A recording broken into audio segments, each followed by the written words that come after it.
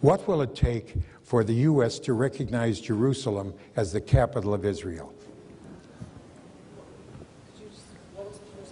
What will it take to if the question is, of course, Jerusalem is the capital of Israel. If the question is, should we move the embassy to Jerusalem, I think we should. I agree that that would make it absolutely clear that the United States recognizes, of course we do recognize Jerusalem as the capital, but we do have our embassy in Tel Aviv. The undivided capital of Israel for all times is Jerusalem.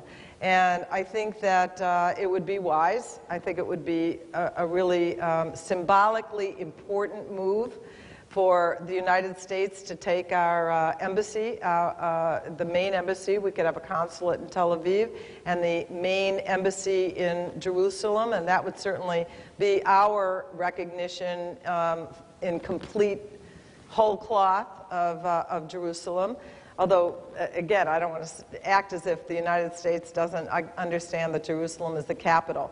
But I also think that as we look forward to a solution that will provide long-term stability and peace for the state of Israel, that Jerusalem is the capital of the Jewish state, and that will, of course, the final agreement will be settled between the two parties on exactly how that is defined. In my mind, though, that we have an undivided Jerusalem as the capital of Israel. Joel. I believe the Obama administration's actions in recent days are an indication it does not regard Jerusalem as the eternal undivided capital of Israel as he had promised during his election campaign.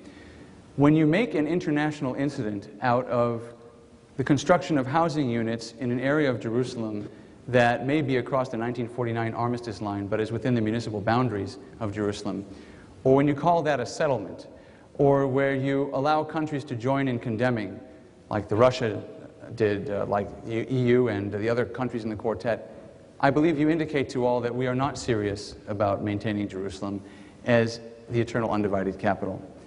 It's very simple what we have to do. In addition to moving the embassy, which I wholeheartedly support, we have to stop demonizing Israel for building homes in Jewish neighborhoods in Jerusalem. Quite frankly, it's...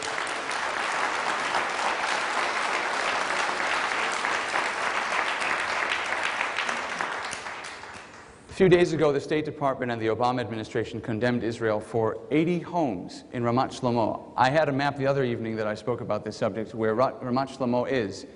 It's not even east of the Old City. It's actually west of the Old City and just over the 1949 armistice line, surrounded on virtually every side by Jewish neighborhoods, by streets with the names of Israeli leaders. It's an integral part of Jerusalem and the state of Israel.